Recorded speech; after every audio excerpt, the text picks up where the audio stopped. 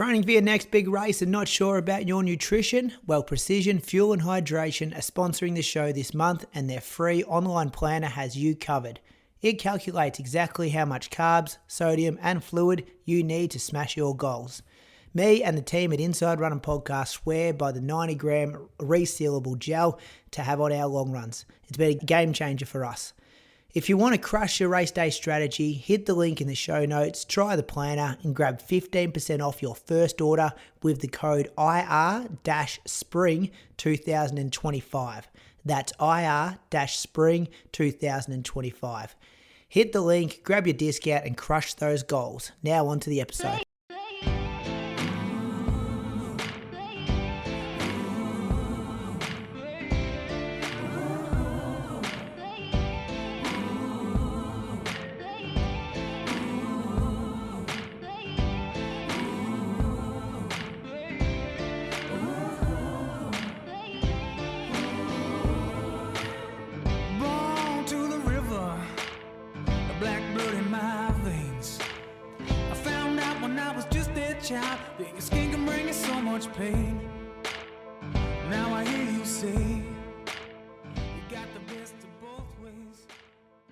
Welcome to episode number 412 of the Inside Running Podcast. Thank you for being with us for another week. Big show coming at you this week. Berlin Marathon happened yesterday. World Champs wrapped up last night. Good listener question here from Croaks. Run Pre happened. Also a bit of news from Sydney Marathon on this episode as well. Moose has got a Moose on the Loose pre-planned, which is really good. And yeah, we'll do everything else that we do on this show each and every week. Welcome to my co-host. He's up in Canberra. Bradley Croker, how are you this week? Not too bad, Brady. Bit well champed out. I am. It's been a lot of athletics over the last 9 days. Especially for you. You were kind of the boss of our daily shows, and you did a great job. You put in a whole lot of research. So yeah, I feel like I don't know how much we'll talk about that on the weekly show today, because we've been doing 45, 60 minutes every day since last week. So a massive mountain of work from you. Well done there, my other co-host. Before that, thanks to our panel as well, Ellie and Jai and Jeffer and who else Jess we have? Stenson, Dave McNeil, Jenny Blundell. Yep. Chris O briefly on one episode. Yeah, there's some good names there. We're pretty lucky. Like if you told me, I don't know, 20 years ago, up and coming sort of runner, fan of the sport, that you could sit down and chat to Olympians, Commonwealth Games champions, it's sort of, you got to pinch yourself a little bit. And talk about lap splits, where people were positioned, what their predictions are. It's pretty cool because majority of those people, probably other than us, well, Moose has been at the World Champs, but you and I, Croaks and Chris O, they've all been there. They've been there. 2003, I was there, just up in the stands. Yeah, okay. How about his 20 years ago? He was up and coming runner. Try fucking 40 years ago, you're an up and coming runner. 20 years ago. Yeah. You're in your prime then. Well, you're not we'll make it 25 years then. What's 5 years? I think 30 is probably more. I wasn't running 30 years ago. I hated running at that point. What age did you run your 1500 meter PB? I was 23. Oh yeah. You passed your prime. 20 years ago you were past your prime. You'd peaked. Here we are. How are you, Moose? Down in Anglesea, back from Tokyo? Yeah, good. I'm kind of tired too. Stay up late over there, stay up late over here, same difference, except you can kind of watch it in bed here, which is sort of nice, but same amount of hours of sleep, really. Great experience, though. You enjoyed your time over there? Yeah, for sure. Big stadium, 65,000 packed into some of those night sessions. Lot of vibe there. You see, like the Olympics, you got big packs of the countries, big Jamaican crowd contingent. Obviously, a lot of Japanese, and then you got the Ethiopian contingent. Didn't see a lot of those actually. A few more of the niche kind of nations, like Kenya contingent was there, and they all cheer differently. Jamaicans probably the best where we were sitting. We were sitting at the end of the 100-meter stroll, at the finish line, and they seem to have got a lot of the good tickets there. So lots of noise for them. Were you there the night the 100 meters men's when the Jamaican won? Yeah, that was wild. And we were at the point where they were like 15 to 20 rows back, but that was where they ran over to and got all the photos with like their family and stuff. So it was pretty cool. You couldn't get near them, like it was too packed to actually get down. Although I saw some of our group must have weaseled their way in because they got pics with Jess Hull after she won her medal. Oh, really? Yeah. Okay. Yeah.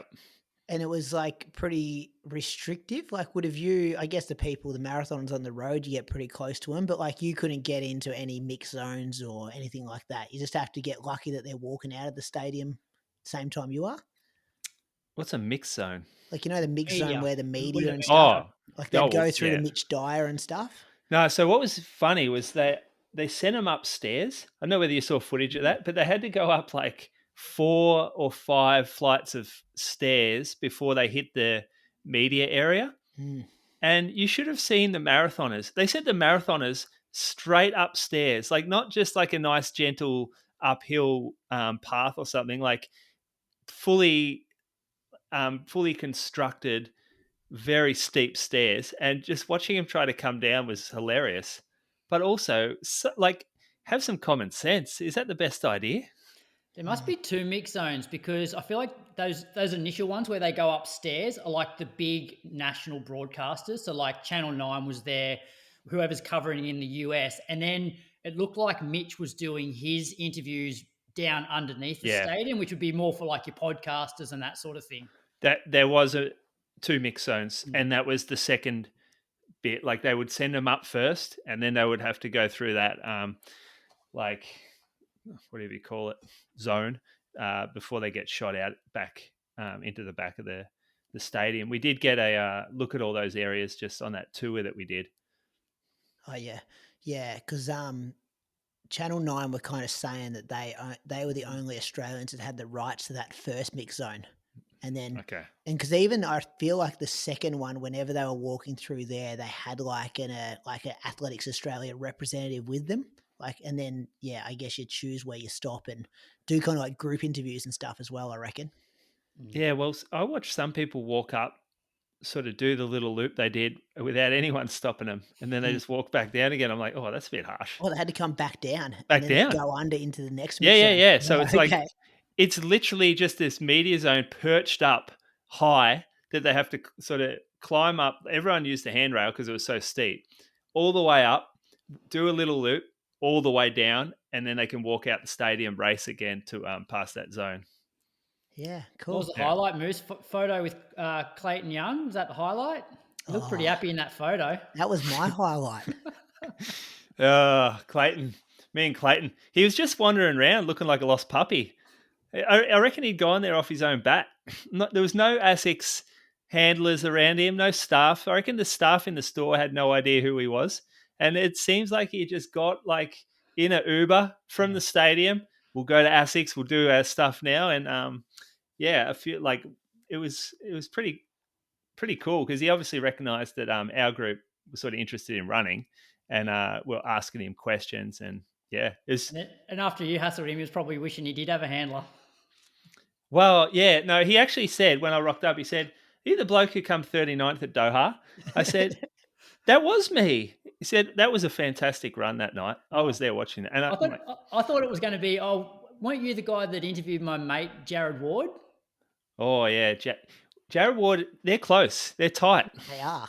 He looks up to him in his videos. He talks about how like important Jared Ward is for their group. Jared Ward, yeah, he used to go pretty good. Yeah. So tell us, so did you go up and introduce yourself, or was it like a group thing? Like, what did you talk to him about? No, it was very informal. There was no formalities whatsoever. So I noticed that one of their groups, Hoppy, he was a member of our group. He went over and started chatting to him, and I'm like, oh, okay, like I don't want to crowd around, and then just walked around the store a little bit. Then thought, oh, I'll go ask him some questions because there was someone was asking questions in a group chat about his heart rate data, which I haven't watched his latest series or anything, but apparently he's been using like core temperature to keep track of his core temperature. And he told me that the sensor stopped talking to his watch about 15 minutes into the race. So he doesn't have that data. And that was like real important for a documentary or something that was that he's doing. So that I think it's the heat training suit thing he was wearing. I think they must be sponsoring like a documentary, or maybe they're sponsoring the YouTube series. Yeah, I think they are. I think because I know ASICS sponsored one of them. Maybe it was the build for Boston or the build for the Olympics or something. And then, I think even like, I'm probably going to get this wrong, but like a Roll Recovery. Or Oh, no, maybe Cadence. Cadence, the Cadence? nutrition company. I feel like he gets one of his sponsors to, pay for the 4 or 5 videos, which is brilliant because he gets fans over our side of the world. Great for the brand. It's not too obvious, like he doesn't try to do too much product placement stuff, but yeah. He also comes across as a really like level-headed guy, like not a lot of ego. I don't think there's not much ego there at all. I asked him I said, at 30 kilometer mark, who did you feel was the strongest within the group?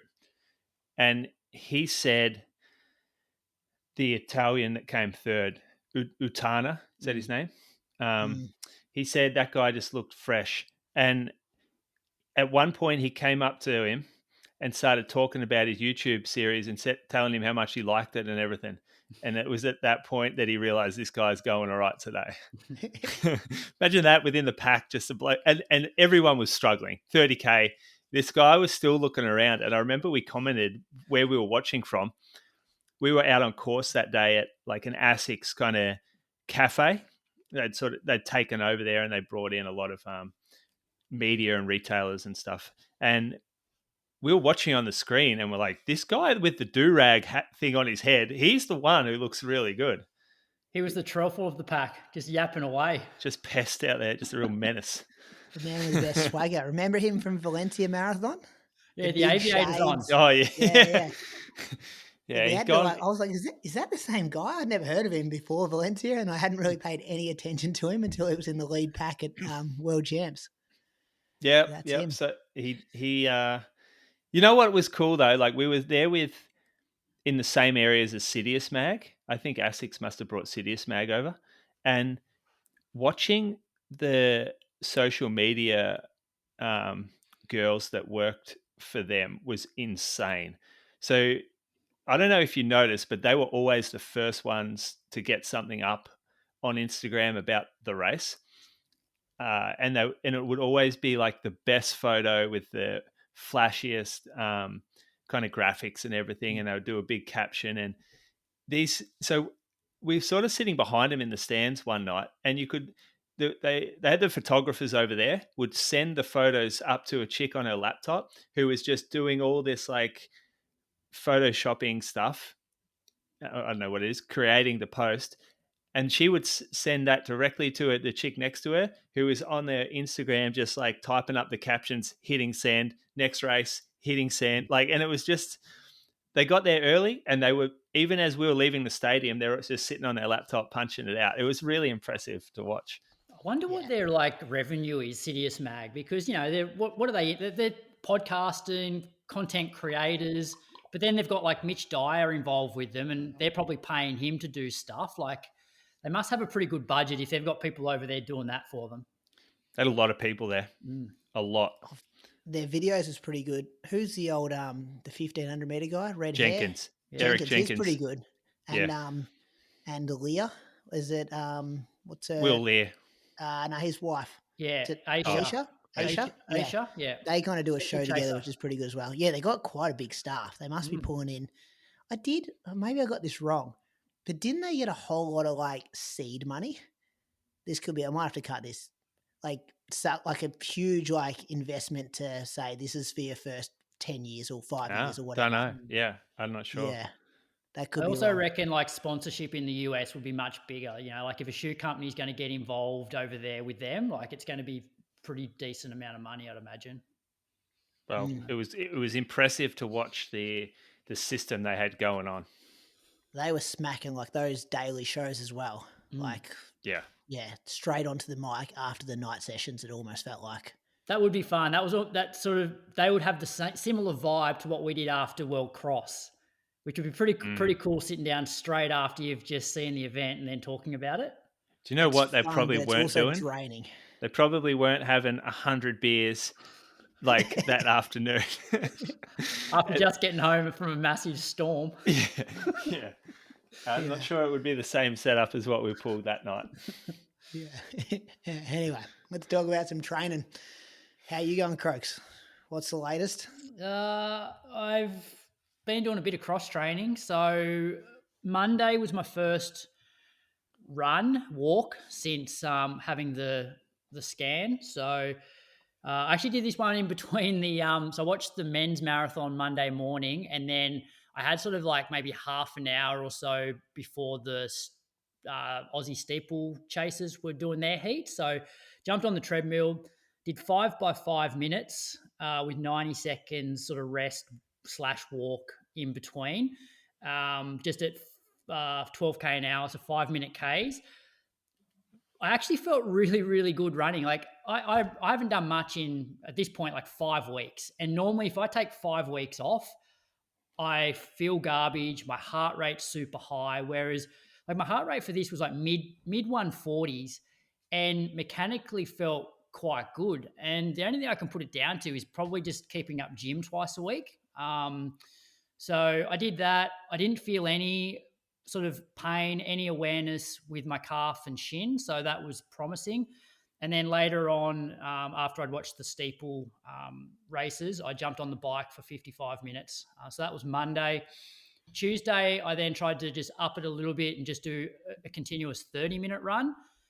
Same pace, 5 minute Ks. Average heart rate was 142, which, as I said, like, you know, coming back from my heart stuff, which obviously I had a few more weeks off than this, like I was 150, close to 160. So that was positive. But by the end of 30 minutes, I was just starting to feel like it wasn't pain, but I'm just like, oh, the calf's just getting a little bit like tight, not quite feeling right. So 30 minutes was the right time to sort of stop. And then after that, for the next like a few days, wasn't pain, but there was definitely awareness. So that those 2 runs back-to-back days definitely just sort of stirred it up a little bit.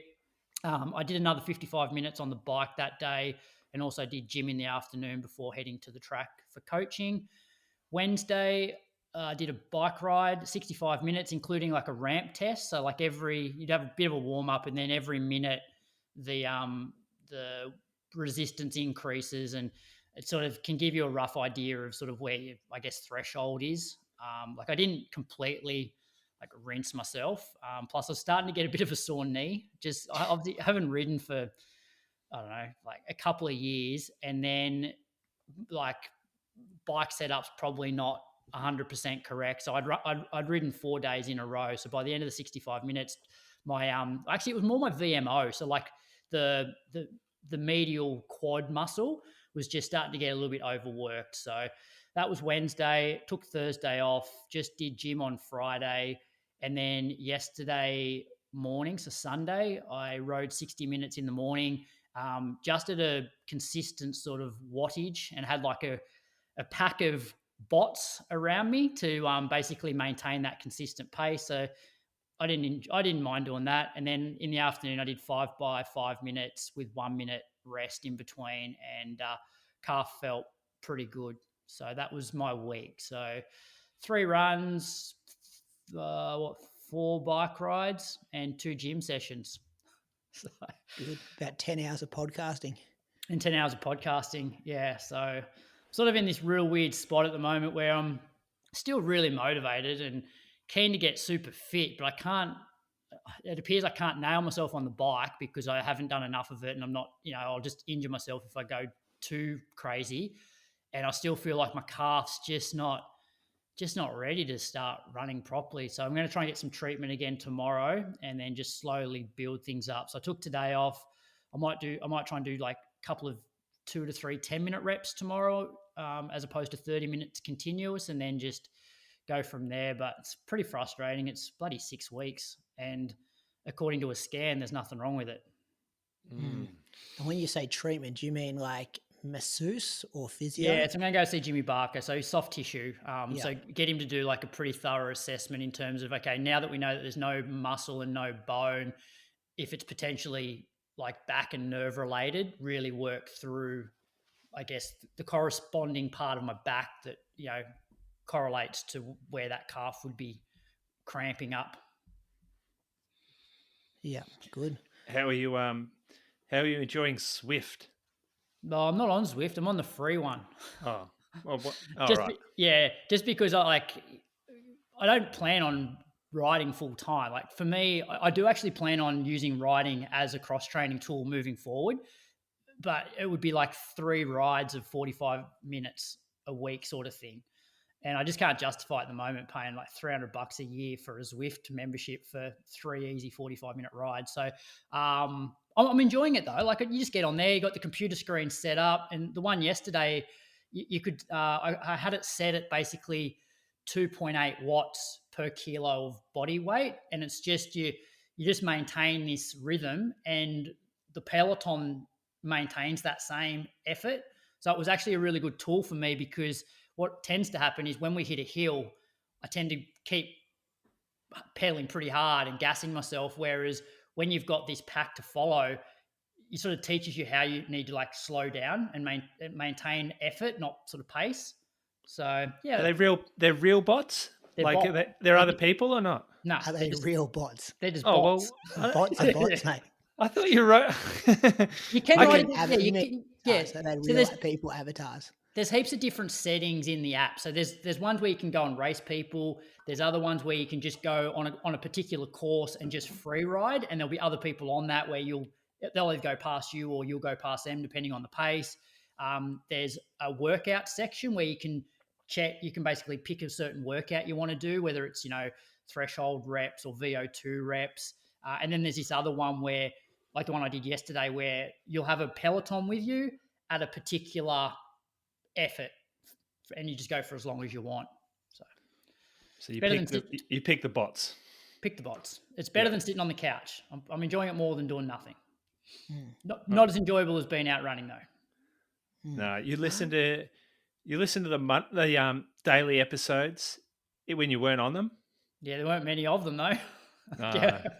Yeah, I did. It's a lot to get through. It's a lot of listening. I tried. I didn't have to listen to too many. So. No. I'd love to know how many Patreon supporters consumed every minute, and then what they do for their jobs and stuff, because it was hard. It would have been hard work consuming that as it was coming out. Those people that commute would be fine.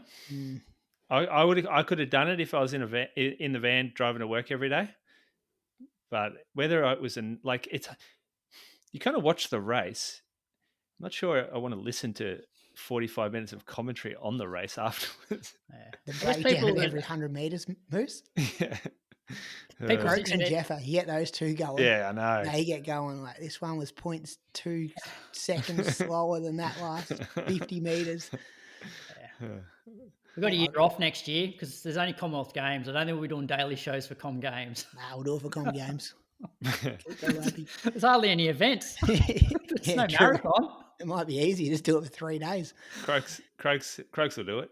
Crokes and Jeffer. Yeah. Those two boys. NordVPN has partnered with the Inside Running podcast to offer you an amazing discount. Head over to nordvpn.com/inside running to get a huge discount off your NordVPN plan, plus 4 additional months on top of that. Think of NordVPN as your personal bodyguard for your online activity. It encrypts your internet traffic, shielding your personal information from those prying eyes and online criminals with state-of-the-art encryption. It can help you book flights and hotels for your next race, as well as when you're over there, you can connect to a NordVPN server in your home country and safely enjoy the content as if you never left.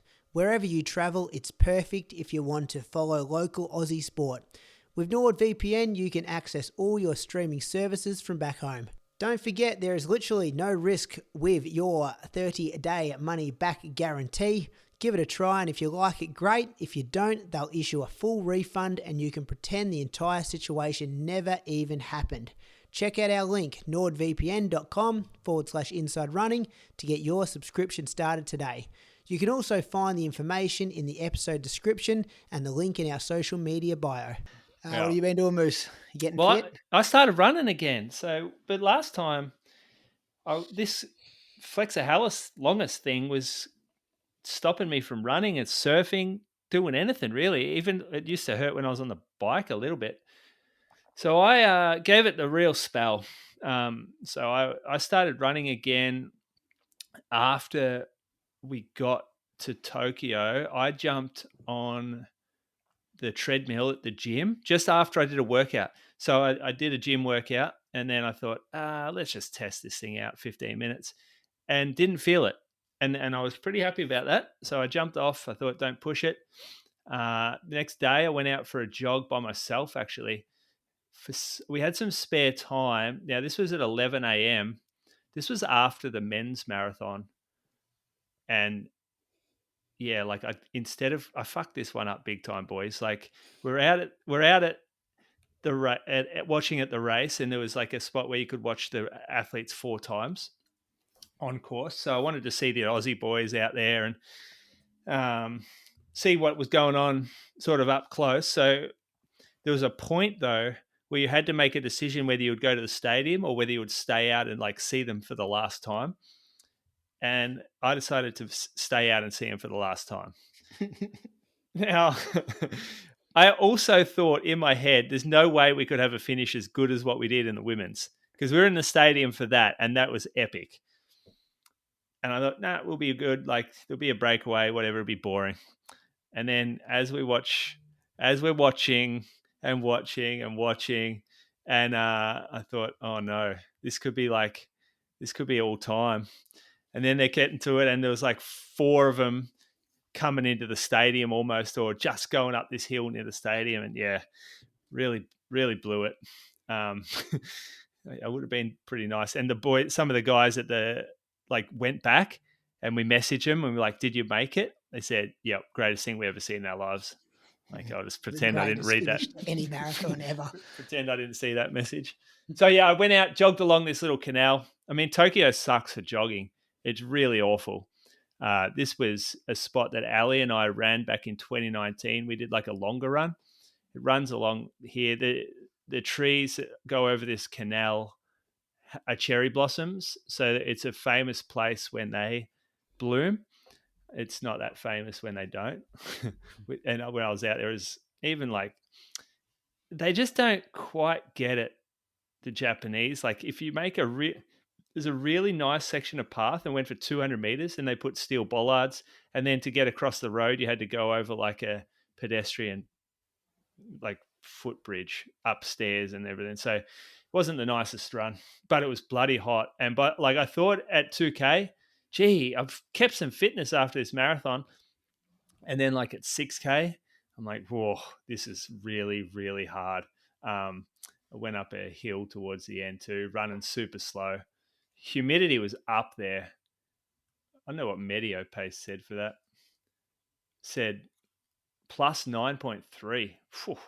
Yeah, 25 seconds a K. So you ran 4:55s, but they reckon that was the equivalent of 4:30s. Yeah. I've froze for a sec for me.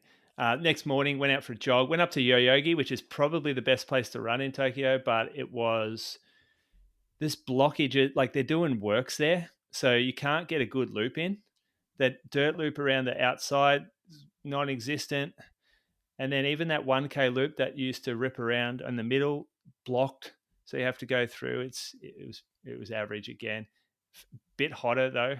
I felt like I struggled again. That was 9K though. Then jumped on the treadie the next day. And then I did do another run actually. No, I did 7K, then 9K. So I just jogged 40K for the week.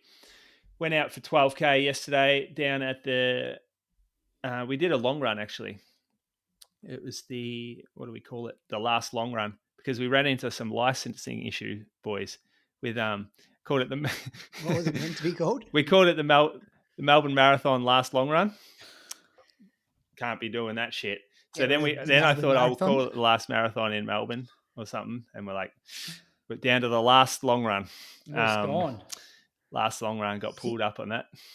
Moose, your internet shit. It's usually Canberra problems. Moose is... Oh, he loves having a crack at Canberra about the internet. What about Anglesey? He's been a bit sketchy tonight. Let me jump on my hotspot. Hasn't been paying his bills since he's been over Tokyo. I just changed the internet. See how I go here. What? That looks a bit better to start off. Oh, no, you're frozen again. Oh, fuck. What's going on? That's right. Keep going. You're there. All right, I'll keep going. Anyway, that's my week. So I'm jogging again. I'm back, taking it slow. Hey Moose, was Tokyo better because you weren't running? Like it would have been really hard for you if you were quite fit and wanted to maintain fitness over there. Yeah, these boys that were training hard were getting up at 4:30 and running. So, and it was humid, and the running was terrible. So I've made that comment a few times. I'm like, I'm just glad. I'm glad I'm not training for anything because this would have been terrible stuff. Yeah. Good to see you back jogging. Good to see you back in Australia. Hey Moose, before Brady gets on to his week, have you seen his Strava?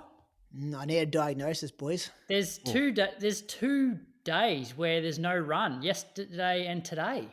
I'm in trouble. Oh no! I'm in Barney rubble. Listen to this week. Has he cooked you? I told you he was going to cook you. Something's cooked me. Listen to this. Tell me what's wrong with me at the end of this week. Monday, 45 minutes in the morning, 45 minutes in the afternoon. Tuesday, they were like 4:30 pace, these runs, 4:35 maybe, something like that. Tuesday, 70 minutes in the morning, 45 minutes in strides in the Arvo. Now, boys, since Burnley half marathon, I've been dealing with like lower back, like stiffness. I'm going to call this hip lower back stiffness. Would not call it pain at all. Like I felt like I had DOMS. I'm like, this DOMS just isn't going away. And it'd kind of been a week since Burnley half marathon. Did these strides, and it was like lacking power on my left-hand side. And like your brain's not talking to your body. You ever had this before? No, but I reckon this sounds very bony to me. This sounds scary, Just from other athletes' experiences of what you've been saying is like, oh yeah, there's some sacral or hip bone shit going on. This was different for me. I haven't had this kind of stiffness or awareness before. And given it was like a week after this race that wasn't even a race for me, like I did a marathon workout in it, I was like, this is weird that I'm still feeling stiff through here. Wednesday, I did have a double workout day, and I did it. Like it was 4 by 8 minutes in the morning, bit windy out there, average 322 K pace off 90 seconds. It was meant to be a bit easier because I had like a PM workout. Same thing, no pain, but just felt like I was not covering the ground well. And then in the afternoon, I felt a bit better. It was 20 by 70 seconds, probably averaged like 305, 307 pace for the 70 seconds off 30 seconds. Same thing, like just weird kind of, weird the way I was covering the ground. Double workout day didn't make it better or worse. It was probably never going to make it better. But Thursday, 45 minutes in the morning, 70 minutes in the afternoon. And then Friday did 45 minutes in the morning and then saw my masseuse in the afternoon and got like a rub down. He kind of worked my hips, stretched me out a bit. He kind of wasn't too concerned because I walked in and like, do I have a sacrum stress fracture? And he's like, you wouldn't be able to run and do workouts if you had a sacrum stress fracture. And I was like, he's like, can you hop, put force through it? I'm like, yeah, I can hop. I can do all this. So he kind of worked me. And then Saturday, I went back to the treadmill again just because I wanted to be on a even, no variety, I guess, with the surface. And then I was like running for like 7 minutes, and I'm like, this just doesn't feel right. Like I'm not even talking about covering the ground well. I'm just talking about like, just your rhythm, just the way you run. I'm like, something is not right here. Why? And it's not really enjoyable when you're not kind of like in sync and stuff. I was a bit embarrassed to get off the treadmill after seven minutes. There was only one other guy in there, and he's a local. He plays for the West Coast Eagles, AFL guy. He was back in town. We both walked in at the same time, looked at each other up and down, bit of a nod. I lasted 7 minutes on the treadmill and then shut up shop and walked out. So probably thinks I'm not serious at all. And then, messaged Dan. I'm like, I had a bigger workout to do on the Sunday. And I'm like, I don't think it's going to make me sick trying to do this workout the way I feel. And I was concerned about how much more potential damage I could do. So had Sunday off, just being like icing both hips, It's probably more the left side than the right side. Booked in with a physio this Thursday. I did have a guy who's a physio who's good friends with the podcast who I messaged about it, and he wrote me a referral to get a scan. He's like, just get this scan just to rule out the bad shit that could potentially be. So I sent the referral off this morning. We've got a couple of groups in town that do it. One of them rings me back. Guess how much the scan was going to cost? $280. 400. $1,125. What? I was like, are you kidding me? She's like, because the person like writing this thing, he put like 2 or 3, or maybe it was like 3 or 4 things to scan. And I was like, I might just put some deep heat on it and just have another couple of days off. Like, yeah, I'm waiting on the other mob to ring me back tomorrow morning, hopefully. They were like 1 to 3 business days. So I was like, shit, it doesn't feel that bad to be like, I'm not spending $1,000. I never paid more than $300 for a scan, Yeah. whether it's referred by a physio. Like, yeah, if well, you that's get what she said. She's like, it's referred by a physio, and it's like, is it bilateral or something? I don't know. These physios, I messaged him back. I'm like, mate, what are you doing? And he's like, no, they're trying to stitch up here. So it shouldn't be any more than like 350, 400 max. Yep. He's like, they're trying to take something. Last one I had. Yeah. He's like, they're trying to milk you because it's more than one area or something like that. Mm-hmm. So yeah, that's Monday. One thing you mentioned there, Brady, about the whole back and not covering the ground and the message from your brain to your legs. Remember after I had the backpack incident and like in the lead up to Valencia, and then I battled that shit for like a year and a half where I'm just like, there is something just not right with the way that I'm moving. Never actually really got to the bottom of it. I reckon it was some probably severe sort of muscle imbalances. But yeah, you need to rule out bone there, Brady. Yeah, and that's why I kind of like shut up shop pretty quick. I'm like, nah, this is like, I can't push through a marathon build feeling like this. Not enjoyable. Your intuition's going to be the best answer. And if it feels like you should stop, you definitely should have stopped. And I'm not sure, like when someone says, oh, if you had a stressor, you couldn't run on it, you couldn't do this. That's not quite how it works. You reckon I can do a double day, like a double workout day with a stressy though? Low level, but that's the thing, there's different grades of it. You're potentially in the early stage of it, but most people just keep running until it becomes really, really bad. Worse. Yep. So you might be grade 1 or grade 2 right now, and that's still manageable. It's when you start getting grade 4 and worse that then it's like, okay, well now I can't run because I'm in too much pain. Yeah. Well, you go from like hot spot to actual bone fracture. That like maybe you couldn't run if you had an actual stress fracture through your sacrum, but it doesn't mean there's no danger there just because you could do a workout on it last week. I mean, at some point, like how many people have done that? Ran through a bit of a niggle and ended up with a fucking stressy. That's just like fracture. Yeah. Rinse and repeat. We see it all the time.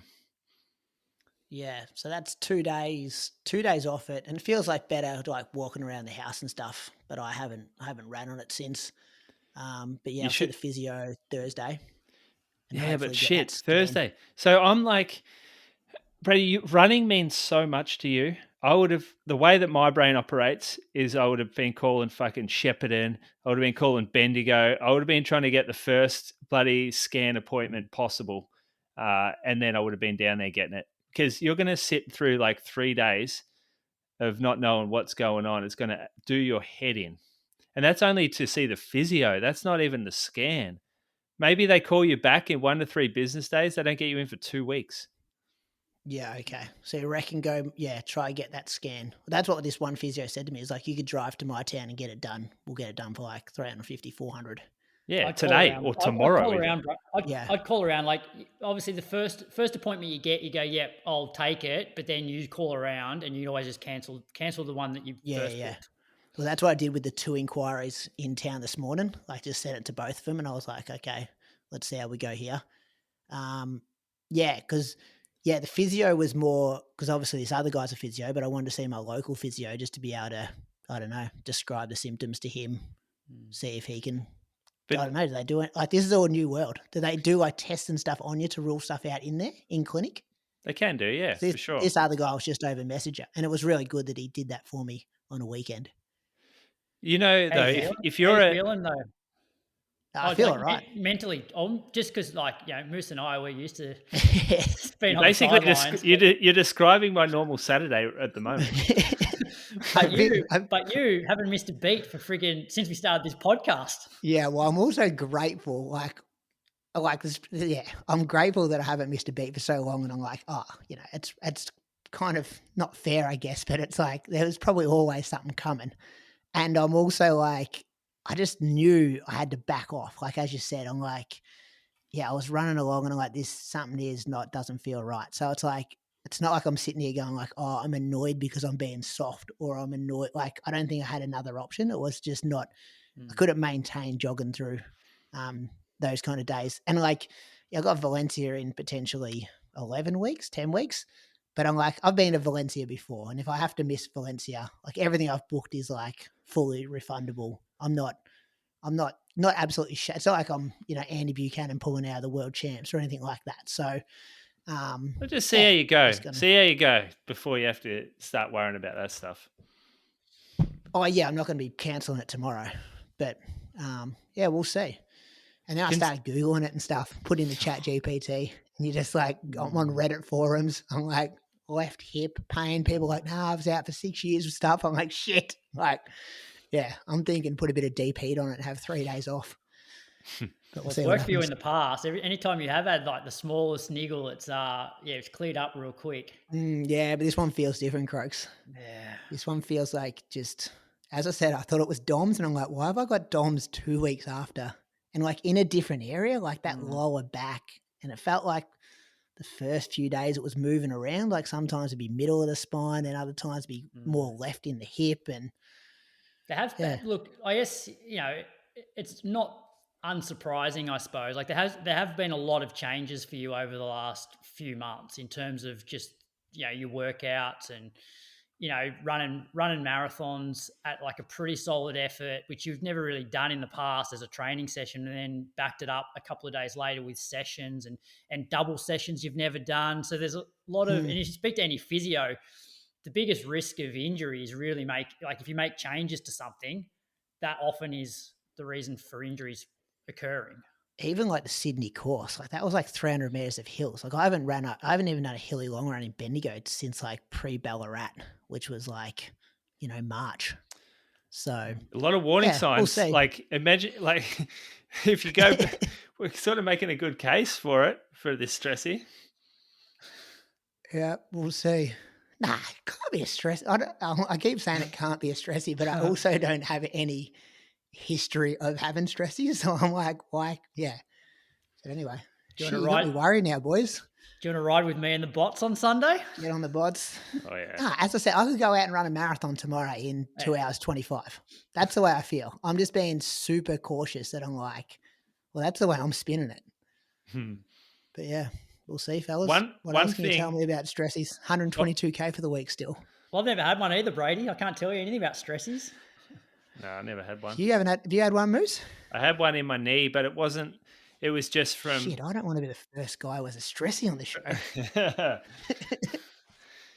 Couple of big boys here. Couple of big, strong, bony men. Yeah, we'll see. But yeah, we'll go from there. Should we thank some Patreon supporters? Do you want me to go first? Yeah, you go first, Croaks. All right, I got Guy Neville. Guy lives in Sydney and runs with the Darlinghurst Harriers. And according to Strava, his best 5K and 10K times came during last year's Sydney Harbour 10K, where he ran 42.29. He's run 95 minutes at the 2023 Run Melbourne Half, and his marathon PB is 3:20 from this year's Osaka Marathon. And pretty sure he's the executive general manager at NBL Media and Broadcast.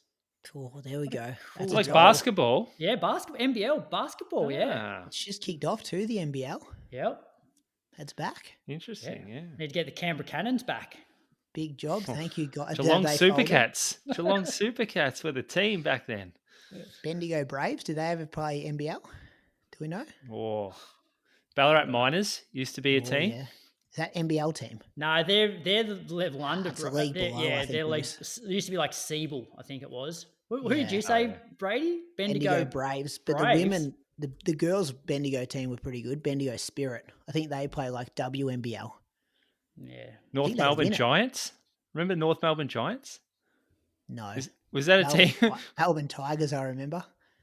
Yeah, back in the Andrew Gaze days. Anyway. Who was the Magic? Don't know. This isn't a basketball podcast, though. Who are you thinking, Moose? I actually have somebody we heard from before. His name's Jordan Donnelly. Sometimes call him Jordo. Used to call him some other name, Brady. What was that when you tried to keep his identity hidden? Giordano. Yeah. Yeah. How have we only got to thanking Giordano now? What's the list like, Croaks? What's the backup of new patrons to shout-outs? It's like a year and a half. Oh, fuck. Is it? Yeah. Maybe we got to do more than one. Each a week. 10 a week. A year and a half. Yeah, it's about that. Oh, God. All right. On that, if you've been a Patreon supporter for like longer than 3 years, can you just like the post on Patreon this week or comment something, because there may have been some people missed when that job went from Croaks, from me to Croaks. Yeah, Brady was pretty loose with it, I reckon. I was pretty well. We didn't have that many Patreon supporters back then, Croaks. Just picked his favourites, I reckon. My paperwork was a bit faster and looser than Croaks's, and there could have been someone we missed in the transition period there, and we definitely haven't done that intentionally. I think I'm on page like 25 or 26, Brady, at the moment. You know how there's like pages of names?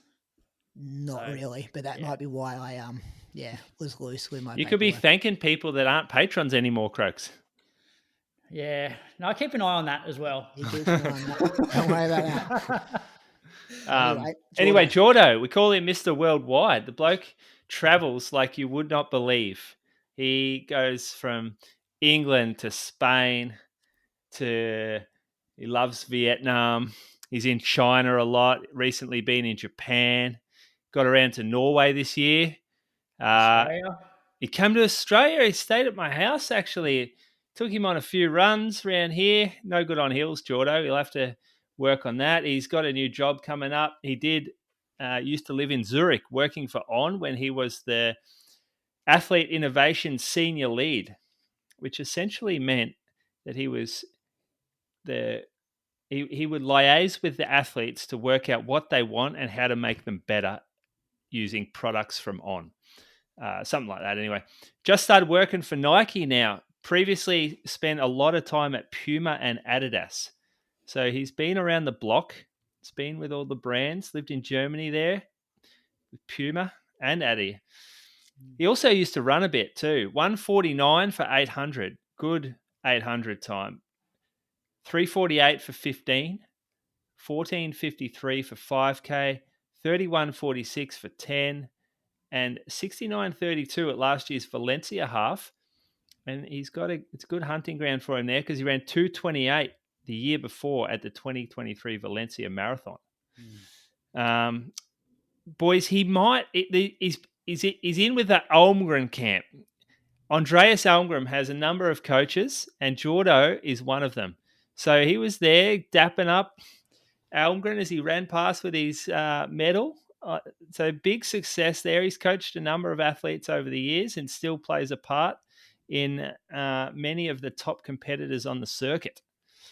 So a lot of knowledge there in the Donnelly household. Wife Nancy, very nice lady. Not sure why she hangs out with Jordo, who would just be an absolute running nerd, even to her, I reckon. Thanks, Jordan Donnelly, for your support. I'm going to thank Val Needham from Adelaide. Has run 20:52 at the West Beach Park Run, 43:35 at the 2022 Barossa 10K, 1:39 at the 2021 Greenbelt Half Marathon, and 3:58 at the 2021 Barossa Marathon. He is a senior associate at Ryder Levitt Bucknell, which is a global independent construction property and management consultancy, boys. There's another title for you. How are the three absolute high rollers here? We're talking about people in the top 1% worldwide, aren't we? These three positions. They Thank enjoy you it. to all our patrons for their support of the Inside Running podcast. You get the show early on a Monday night, uncut. You also get all our bonus content. Working on a new series, most likely based around Road to Valencia. We're thinking Moose. I've heard a few of them before. Yeah, it's always a good one to do. This would be third or fourth season of Road to Valencia. Who you got lined up? Males, females? Both. Tell you off air. Croaks and I started talking about it yesterday. Potential people. Didn't realise there was another group. It was after we recorded the Daily Show. You weren't excluded. Yeah, right. Okay. That's how it is. We're just working, mate. Keeping the show alive. We're going to have smoko break after the episode. Yeah, we want to land a big fish. Croaks has got a good idea. I'll tell you about it off air, but we should have news about that in the next week or two. I got an idea of who you quick get on. Or do you? Yeah. Male or female? Female. Australian? Yep. Yeah. I reckon it's the same one. I reckon it's exactly the same one that Croaks has got. Thanks to Axel Coffee Roasters for bringing us this week's race results. Check them out at axelcoffee.com.au. How do you want to do this, Croaks? World champs. Look, I'll quickly just run through the result if for each event, and if you want to stop me and talk about anything in particular, we can, but we won't get bogged down too much. Okay. I'll stop you. What I'm going to do is every time you mention someone that I can drop in a name-dropping story, I will. All right. Well, I'm going to start with an amazing race. It's the men's steeple. Geordie Beamish from New Zealand got the win in 8:33.88 with a massive last lap, running over the top of Bakkali, 8:33.95, so 0.7 of a second there. In the women's, Faith Cherotich broke the championship record, running 8:51.59, beating Winifred Yavi in 8:56. Anything you want to touch on from the steeple? Race of the championships, can I just say before you start, Moose? The best race of the championships. Geordie Beamish just has this change of gears better than almost anyone out of any distance.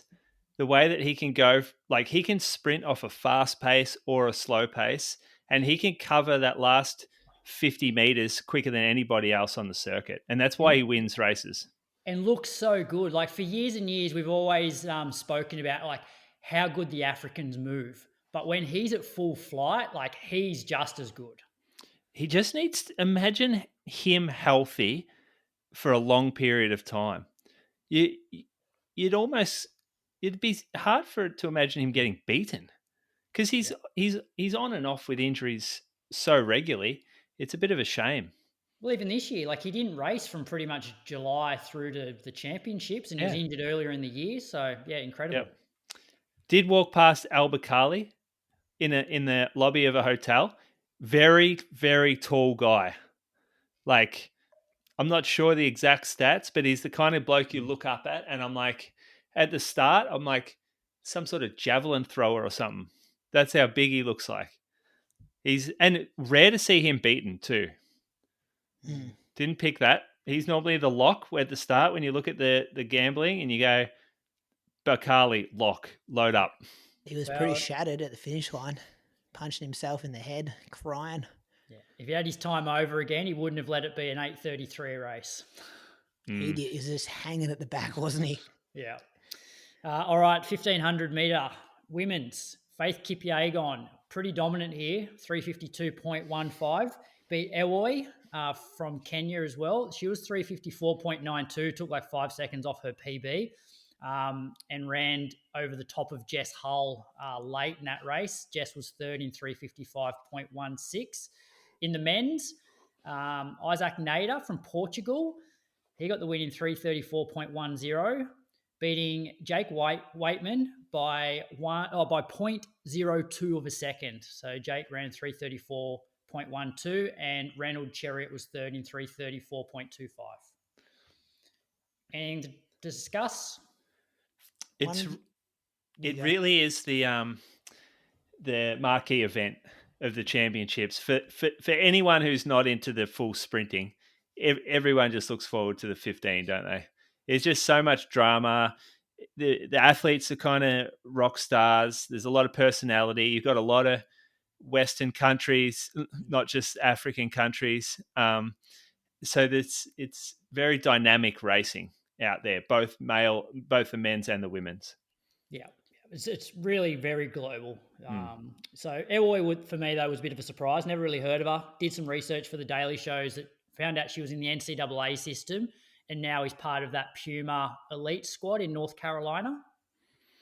Now, if you're Jess Hull 1 month ago and you say, bronze medal, here it is, take it if you like, or go and challenge for the gold, which one do you think she takes the bronze and goes, that's fantastic, I'm so happy with that bronze? I think she got the bronze because she did challenge for the gold. Yeah. So do you think she'd be disappointed with the bronze? No, I think when you land a medal, if it's silver or bronze, you just and I felt she had relief on her face because it looked like it was going to turn into that Diamond League final finish again. And I think she would have been really disappointed if she was fourth, but she really did try to go Kipyegon, and a brilliant run from Kipyegon. You look at the splits, she just kept turning that up. It was like first laps at 4-minute pace, next laps at 3:56 pace, and she just turned it up slowly. It was a clinic in how to destroy a field and show that you're a class above everyone else in that race. Yeah. But yeah, I think, if Jess raced for that silver and let Faith go, she might have got the silver. And I made the point on the Daily Show that the fact that she won the silver at the Olympics last year, there's only one spot better than that. So why not have a crack at gold? Whereas if she hadn't won a medal at the last Olympics, she's probably playing the more conservative, making sure that she's on the podium, and she probably does get silver.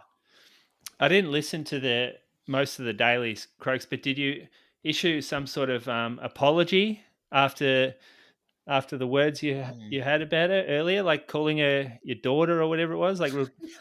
Is that how it went?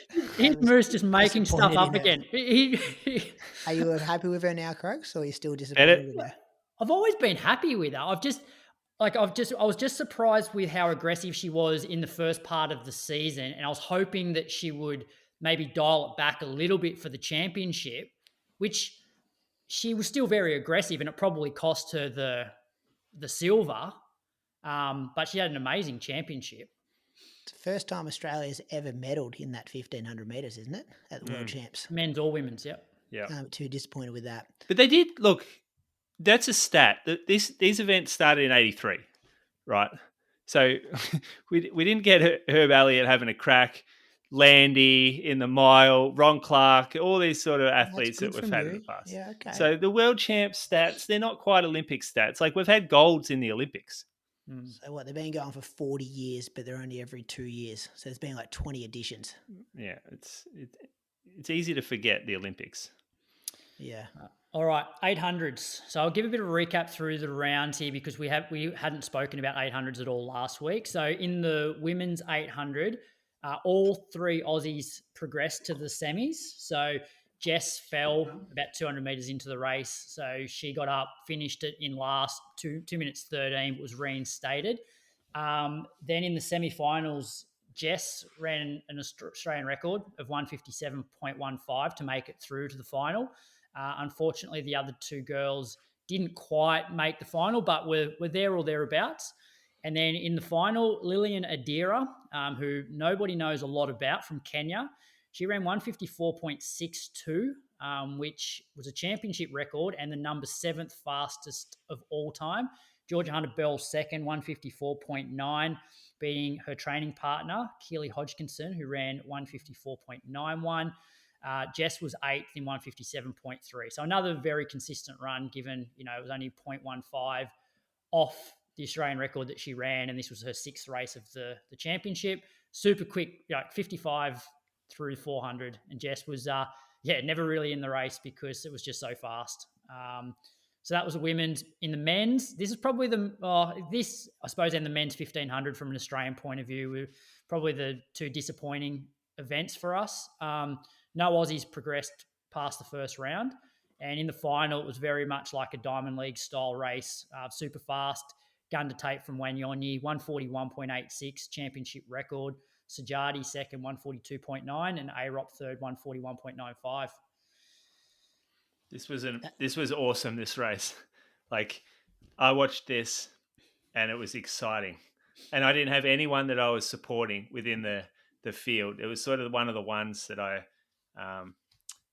was worth sort of waiting up for. The best, like Wanyoni, this sort of cemented him, I think, as like the true leader at the moment in the 800. Arop had beat him into world champs maybe a couple of years ago, and he hadn't fully established himself as the big dog, but this one here nailed it. And they all had their chances, like you look at somebody like Atawi, the Spanish guy, and he's in like 6th place with 200 to go, and he's in 3rd place with 100, looking like he may run them all down, gets caught on the rail. The Irish guy finished 4th with the fastest last 100. Like they all had their chances, and the whole field were within 1 second of each other. It shows how close it is. Yep. And you only get one move in an 800, Croaks. That's right. You only get one move. That's what our experts tell us. I love that saying. You only get one move, and if you stuff it up, too bad. I thought the women's was like really like box office, sitting down Sunday night, 8:30. Jess never got into the race, but I'm yelling at the TV like, "Get on, Jess, get on," because she's going to have the strength. And then Keely Hodgkinson getting beaten. Croaks and I went through the odds yesterday on the Daily Show, and it was like she was like $1.20 or something, wasn't she, Croaks? Yeah. And then just put $10 on everyone else in the field and hope there's an upset. Should have done that. But even this race, like they were all like, so Jess was last in that race and 157.3. I thought when they went through 55, I thought, this is good for Jess because she'll run consistent. And some of these other girls who have never been sort of in this territory before will blow up. But most of them actually held on really well because you had like Sage Herd-Klecker ran a PB of like 155. So there probably wasn't as much carnage as I was expecting in that women's 8. And Jess did beat her in the semi. Yeah. Sage. Yeah. Good athletics there. All right, the 5K. So it's a pretty good result for the Aussies. So Rose and Lyndon made it through to the final. Georgia Griffith missed out. She ran 15:33 in her heat. I still haven't heard whether she was sick or whether it was just a poor run, but yeah, I didn't expect that from Georgia. I thought, given that this was only her race of the championship, that she was potentially a better chance of making the final than what Lyndon was, having come off the 1500. In the final, Chebet 14:54.36 for the win, beat Kipyegon 14:55.07, and Bakkali picked up another medal 14:55.42. From an Aussie point of view, Rose finished 10th in 15:03 and Lyndon was 11th in 15:04. Anything or move on to the men's? Nah, good from those two girls. Uncharacteristic from Georgia. Not sure what's up there as well. Yeah. Oh, yeah. I thought Rose was real. Like, Rose put herself in the best position for this. She raced really well. Lyndon, pretty good too. Maybe just lacked a little bit of that, like, fitness over the 5K. She went in with a much slower PB than the majority of the field. So as soon as it started to sort of crank out earlier, then it got a little much. But yeah, Rose, wow. Right, like, was a bully out there, finding the right spots, and I thought she really raced well. Well, she was in 4th, like really, really late on into the race. It was just that last sort of 400 to 600, just those other girls just have too much acceleration. Yeah. Brady was a bit disappointed or a bit shocked to see Kipyegon get sort of out-kicked in a fairly slow race. Your thoughts, Moose? Well, my thoughts was that immediately I'm like, Chebet could have medaled easily, potentially challenged for gold in the 1500. She could be the 1500 runner through to the I don't know what she could do on the roads, but all the way through to the 10K. She could be that athlete. Like, she just makes it look so easy. Like, to do that to Kipyegon. And we just saw what Kipyegon did to the 1500 meter ladies. Yeah. It made him look second rate. Yeah. And we were talking about it on the Daily Show yesterday. Like, Rose makes ladies look second rate at Zatopek or in a 5K when she kicks home here in Australia. And I think it was a great run from Rose, don't get me wrong, but I reckon she looks at those, Shelby Houlihan, Gisette Norris, and be like, oh, that's like, how do I go now from 10th to like 4th, 5th? Like, because I think that's in her development in the next couple of years. She could easily be up there with those ladies. Well, this was an improvement for Rose from the Olympics. I think she was maybe 12th at the Olympics, so she's like improved a couple of spots. Yeah. Okay. Yep. Yeah. And so deep these fields. And then men's 5K, which I've seen on social media today that, obviously Jess won medals, but this potentially was the Aussie result of the meet. So we had Kai make the final. Seth and Jack Rayner both missed out, unfortunately. And then in the final, Cole Hocker got the win, 12:58.3, 52.6 last lap. Kameli was second, 12:58.78. And Jimmy Gressier was third, 12:59.33. Australia's Kai Robinson fourth in 12:59.61. He's still closed in 54 for that last lap. Was a bit cooler. I had a look at the results, 24 degrees and 68% humidity. That's probably why it was a much quicker race than we expected. And for Kai to run 12:59 at a global championship in probably less than ideal conditions, I think Mottram's 5,000 meter records on borrowed time. They got it going to the Americans early on, didn't they? It was like they'd learned. Everyone had watched the championships and like, let's do not make this slow and a massive kick down. And then Jakob went to the front towards the end. He slowed it down. He went to the front and slowed it down. Yeah, well, they cut her way to the pole vault, missed the javelin or something, missed that whole move, high jump somewhere in the field. But yeah, all the big players were there. Kai Robinson. I told you, boys, when we picked our teams. That was good from you. That was very good from me. I said, mate, don't be surprised if he's fifth. Bloke won a medal at the World Indoors. He's already a world medalist. Because he's in the States. People also underestimate how smart this guy is. Like didn't he get 99 or something on his year 12 tests? Yeah. Volleyballer, wasn't he? He is very intellectual, and you can see it in the way he covers moves, where he positions himself, NCAA, so he's had plenty of race experience. He looked so good. Like I messaged the group chat, like with maybe 2 laps to go. And I'm like, because you look at guys like Nico Young at that point, and even like Grant Fisher, they were still in the pack, but like Nico Young's facial expression was like, he's done. Whereas Kai's just there, arms up, just no redness in his cheeks, just looks so good. And yeah, like, I don't know, he was probably catching Gressier. Like, race was slightly longer and, yeah, just mate, if you criticise it one bit, maybe gave himself too much to do. Like he found himself a bit further back, didn't he? I think he probably ran the last 100 quicker than Gressier, but he was just too far back. The coach reviews that and goes, "You need to be in fourth place coming into this. Yeah, like last 300, you can't be coming that far back. Which Kameli did that. You watch him. I was watching him pretty closely, and he kind of got himself in pole position with 2 laps to go. Yes. And same with Hocker. Like they just. Well, Hocker can come back from there. That's the difference. Actually, no, Hocker did come back from further. Yeah, sorry. Yeah. But he has the ability to do that, and Kai will rely more on strength. Wasn't the last 100 in like 12.2 or something from Hocker? I think the last 200 was 25. Yeah. Yeah. How do you deal with that? Good recap, Croaks. Berlin Marathon happened yesterday. Hot weather. Hot. There was carnage on the tracker. 21, maybe 25 by the time it finished. Hottest Berlin Marathon in history. We've been there, boys. Didn't get anything like that. Maybe we got some like 14, 15s. No. We've had the hottest weather outside of this for a long time. In 2018, it was like 18 degrees with high humidity, and that was the warmest day since I don't know, for 10 years before that. At the start line, it was 18. I remember it being sunny, I don't think it was too. No, this was the wet year. This was the year that was just really humid and yeah, that was the year I was there, and it was wet and it was muggy. Yeah. No, that was 2017. You were there. Yeah, that was wet year. Oh, it was wet. Yeah, that was the wet year. Okay. 2018 though, it was pretty sunny. I reckon it was warmer at 2018. I think that's a deal. That was it. But yeah, this was warm. You could tell it was warm. It's weird. Like Sawi just didn't change his tactics at all.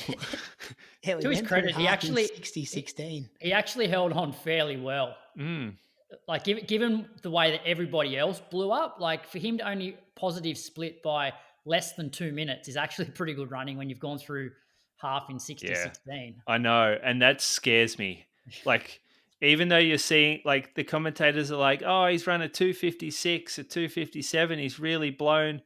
You're like, It's 24 degrees out there. The bloke's 35K in. He's gone through in 60-16. This is like we're witnessing something pretty special here. There was 4 pacemakers and they were all done just after halfway too. That's a great example of what we were witnessing was like, take the weather into account, maybe the greatest marathon you've ever seen. Oh, yeah. What does Medio Pace have this result? 2:02.16. Don't That'd know. be 1:59, wouldn't it? Don't know, but I saw a little post saying it was like much worse conditions than predicted even. Yeah. Him and Kip Limo in the future, they're going to have some good battles, I reckon, over the marathon. His result cooks it for everyone else as well. Because, you start complaining about the weather and you go, well, this guy ran 2:02. You're like, but look at the rest of these podiums. Yeah. So Akira Akasaki, he was second in 2:06.15. So that's pretty slow for Berlin. And then third was Chimdesa Debeli in 2:06.57. The women, Rosemary Wanjiru, she was 2:21.05. Dira Deba, 2:21.08. So a real close finish there. And Asmira Gebru was third in 2:21.29. So rare that you see women's marathon times over 2:20 these days in the majors. So Berlin. I do feel sorry for a lot of the punters that raced over there yesterday, especially the ones that, Australians that have like trained really hard for 12, 14 weeks, like go over there really fit, and then you get that stinker of a day where you're never going to get the result that your fitness probably indicates. And that's the one thing I find really difficult about the marathon is that you put so much into that one day. And yes, the fitness gains that you get will come through potentially at another time, but that's the one day. And you get a day like that, it does sometimes feel like all that work's been wasted. And then you spend all that money to go across there. It's pretty rough. And you're thinking about it for the 10 weeks leading in, you're thinking about it for the 4 weeks afterwards, and you also don't get any data if the training worked. You're talking about Chriso here? Well, I'm talking about everyone. Or maybe, there was a guy from Bendigo, Rory, who actually ran a PB, pretty smart race. Obviously, his training worked, but you're sitting there going I was super fit, but what was the weather worth? Very frustrating there. Locally to Adelaide, City Bay happened. South Australia's biggest road race for sure. Bit of money up for grabs there, some big names. Izzy Doyle, course record, 36.54. This is 12K point to point. And I think it was a bit of like a crosswind and stuff, headwind as well. This definitely wasn't tailwind the whole way. So she put over 2 minutes into Bronte Oates, 38.55. Bronte's the national cross-country champion at the moment and dominated City to Surf. So that's a huge run from Izzy. Ruby Smith third, 39.01. And Sinead Diver back racing a big race, 39.33 for fifth. So that was good to see Sinead back on the roads there. What a run from Izzy, boys. She's, I guess she was in the World Champs 10K final the week before. So she's gone from racing the best in the world to coming home and smacking up everyone domestically. Want to make your next race day the best one yet? Well, dialing in your nutrition strategy is one of the most effective ways you can do that. Luckily, our show sponsor, Precision Fuel and Hydration, offers you the chance to do this in the most effective way possible. Book a free consultation with their team to fine-tune your fueling plans. Emphasis here on you, as they offer tailored advice based on your circumstances and the race you're taking on. They're there to help you achieve your goals all year long, and as mentioned, this service is free of charge and a great opportunity to ask them any questions you may have about fueling and hydrating for your race. No question is too daft for them. We've loved Precision for a long while, and this free service is another reason why. Use the link in the show notes and use code IR-SPRING2025 for 15% off your first order and start smashing those goals today. She also won that Beach to Beacon, or was it? Yeah. In the US, like before the World Champs, and course record, was it there as well? Is that what was? It wasn't course record in the end. Okay.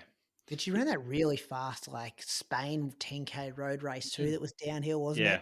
So that was point to point as well. So you're saying she's better on the road than she's on the track? Yeah. I'm saying get her on the point to point courses, Croaks. No, I think she's better. I mean, she's obviously, she did that Tokyo speed race as well. Like she's very good on the roads. Like I think we're going to see she's the one to take the half marathon record. The marathon record. She already has a half Oh marathon record. yeah. The marathon record. Yeah, she's the one.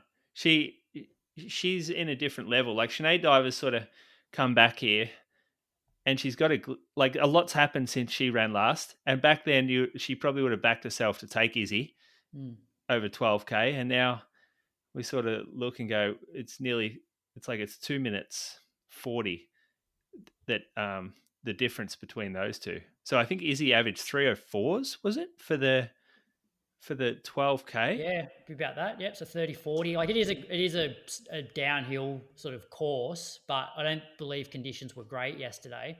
But it's a good sign because I'm assuming she's doing Valencia, which, you're in that sort of shape over 10K before you then start adding layers of marathon strength to it. Like you're in a good spot. If she stays in one piece. I hope after Valencia she has a bit of a break. That's the one I'm concerned about. She's gone from this world champs preparation, done the world champs, then it's like straight home, dominates this, down into a marathon block. Do you think it's one thing that our top Australians don't do well is have distinct periods of the year where they're off season? Like, you see, Ingebrigtsen. At the end of the season, he'll pretty much he'll shut it down. He'll go on a holiday and not run a lot for a few weeks. And you used to hear the stories about the Kenyans after a major marathon would just go and get fat and take a month off. We don't tend to do that here. No, and it might have to do with the early track season. So having to peak for nationals in April or whatever, or March. Well, even Datapec, you want to compete in our premier 10K track race, which is really when the rest of the world are probably just starting jogging again. Well, that was Izzy when she come off Nagoya. 2 weeks later was Maury Plant. She really wanted to race there, which you fully understand. It's the biggest track meet for the year. Yeah, you wonder how many years of that kind of backing up before you run into fatigue. Do you burn yourself out or what? Well, she'll keep these receipts. She's got a few on you here. In 4 years, 4 years' time, she'll come in and she's like, 2:17 for the marathon. Look, boys, haven't missed a beat for the last 4 years. Mate, she'll come on in 11 weeks and say that after she runs 2:20 a Dale, 2:19 at Valencia. Got a pocket full of them from you, Croaks, I reckon. in the men's race, Adam Goddard, I'm calling this an upset. South Australian boy, 34.06. Isaac Haynes second, 34.10. Adrian Potter, 34.19 as well. So considering what Isaac's been doing on the roads, that's a good run from Adrian to be 9 seconds within Isaac and Adam to be 4 seconds in front of Isaac. Yeah. Big results. So what do we know about Adam Goddard? This is a huge result. Anyone knocking Isaac Haynes off needs to be watched. Trains with Izzy's group. He's got a pretty decent 1500 too, doesn't he? Yeah, he was more of a 1500 meter runner. He's got some wheels. So Runners One has knocked off Team Tempo, and it's the same in the women's as well. That's there's a bit of rivalry over there, boys. We can't underplay that. There's two big groups in Adelaide. Every time you ask them about it, though, they always say we're all friends. Yeah, they do on the microphone. Yeah. You ask them once the mic turns off. There's a bit going on over there. There's a bit of Port Adelaide versus Adelaide sort of stuff. Oh yeah, a bit of crom. Yeah, a bit of what do they call it? Not the derby, the showdown. The showdown. I reckon that's happening over there. These big races, the showdown, Runners One versus Team Tempo. Okay. I like it. Fraser a lot. Darcy, his Runners One, isn't he, as well? Still. 70.04. They're winning the reserves too, boys. He must have jogged that to run 70.04. That's 2 minutes slower than his marathon pace. I guess he's coming back from Sydney Marathon. He beat Patrick Hunt 70.08. Tiana Setter won the women's 75.48. Beat Emily Stevens in 79.05. That's South Australia. Bring us home to Melbourne, Moose. Oh, Melbourne. Yep. So we had the run pricks Brady? I used that joke on myself at the end of last week's episode, Moose. I I'm didn't okay with listen to it. that, mate. Sorry. Some people refer to it as a run prick. Some I people didn't- run pre. I didn't get past Nick Earl trying to be everyone's best mate for the first 10 minutes. I had to just turn it off. I put this race on the map, given it that name, though. Well, if you hadn't noticed, they still do the thing with the reviews where anyone that gets prize money has to do a Facebook review, which until the end of time, if you've paid your entry fee, I don't think you should have to do that to access your prize money. That's just my opinion, and I know it stirs up a lot, but I get a bit cringy when I read those reviews. Thoughts, you two? Agree? Disagree? Oh, I agree. Yeah, I agree. Yeah. You're doing a race and you should be paid on your performance. Anyway, it is a place, well, last year especially. This year I think the weather was a little rough. In the men's 10, there's still some good times though. William Little, geez, I'm out of this sport. Don't know who he is. 28:47 that William Little has run. New Zealand guy. Okay, all right, that's Couple helpful of New for me. Zealanders come over, I think. Yeah. Well, Toby Golter, I'm hoping he's New Zealand as well. Not 100% sure there. Because he's run 28:51. And Luke Hintz, 29:03. I know Luke Hintz. He's from Wollongong. Yep, we know that. That's a good run. So solid around the lake when it was like very, very windy. It's been horrible conditions down here. We know Donvey. Is that right? I know Brady gets it wrong a lot. Donvey? No, Donva. I've got it right the last couple of times. Did some research. Say it then. Donvey. Donvey, yep. Donvey ran 33:26. Donvey Villion. And she beat Jayla Hancock Cameron 33:34 with Emmabet Gatawi Bayan 33:55. So a solid pack here. And again, pretty good times for a rough course. Half marathon, Josh Burke. The half marathon, the 10K seems to be the standout in terms of times. The half marathon, Josh Burke won. I reckon Josh Burke, he could be from Geelong. I reckon he's run 74:35 to beat Isaac Sontag 76:04, and Rachel McGuinness, very good friend of the show actually. She ran 77:01 to beat Vanessa Lee 78:07. Just reading Rachel's review, actually, encountered some traffic on the second lap. Cars? No, like people traffic. Okay. Yeah. She still get paid? Because that's a bit of a negative comment, isn't it? I don't think they need to be. I don't think the comments have to be positive, Croaks. It's like a race recap, isn't it? Yeah, okay.